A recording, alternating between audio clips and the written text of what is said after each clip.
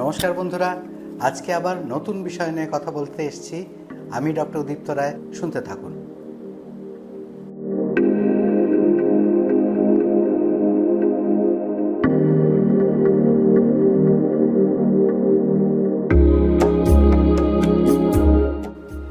যারা রাত্রিবেলা শোয়ার পরই গলায় অ্যাসিড উঠে আসছে বলেন, রাতে ঘুম ভেঙে যাচ্ছে, তাদের বলবো যে খাটের মাথার দিকটা উঁচু করুন অথবা বালিশ রেখে মাথাটা একটু উঁচু করে রাখুন, যাতে মাধ্যাকর্ষণ শক্তি অর্থাৎ গ্র্যাভিটি ব্যবহার করে অ্যাসিড যেন নিচের দিকেই যায়, ওপরের দিকে উঠে না আসতে পারে।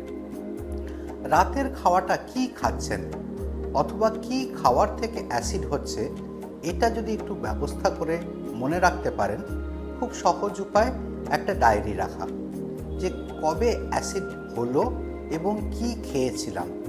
সেই খাদ্যদ্রব্যগুলো যদি দেখা যায় বারবার অ্যাসিড তৈরি করছে, সেইগুলোকে এড়িয়ে চলুন।